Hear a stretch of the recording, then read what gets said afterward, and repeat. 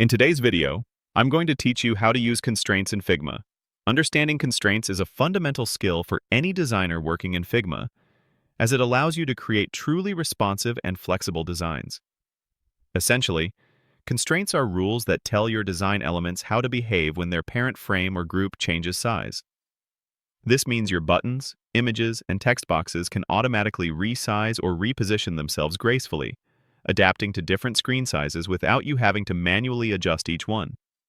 It's incredibly powerful for building designs that work across various devices, from mobile phones to desktop monitors. First, let's open up Figma and create a new design file or open an existing one. To begin, we need a basic element to apply our constraints to. Head over to the toolbar at the top of your canvas, find the Shape Tools icon, which usually looks like a square, and select the Rectangle tool. Click and drag on your canvas to draw a rectangle.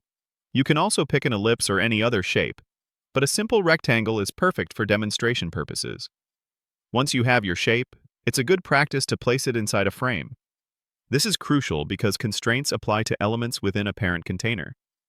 You can do this by selecting your newly created shape and then pressing the F key to activate the Frame tool, then drawing a frame around your shape. Alternatively, with your shape selected, go to the right sidebar, right-click, and select Frame Selection. Now you have a shape nested within a frame, ready for constraints. Now, with your shape selected within its frame, direct your attention to the right-hand sidebar in Figma. This is your Properties panel, where you'll find all the settings and controls for your selected element. Scroll down a bit, and you'll see a section clearly labeled Constraints. By default, Figma usually sets constraints to left and top. This means your shape will stick to the left and top edges of its parent frame as you resize. You'll notice two drop-down menus here, one for horizontal and one for vertical constraints. Let's start by exploring the horizontal options. You can choose from left, right, center, or left and right, which also behaves as scale. Similarly, for vertical constraints, you have top, bottom, center, or top and bottom, which also acts as scale. Let's try changing some of these.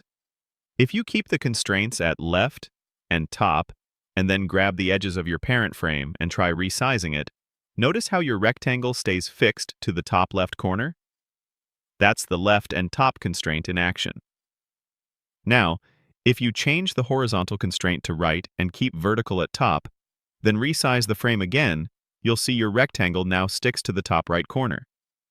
If we set the horizontal constraint to center, the rectangle will always try to maintain its central position relative to the frame's width, no matter how wide or narrow you make the frame. The left and right or scale option is particularly powerful. When you select this for the horizontal constraint, your shape will stretch horizontally to maintain its distance from both the left and right edges of the frame. This is incredibly useful for elements like navigation bars, banners, or progress bars that need to span the full width of a responsive design.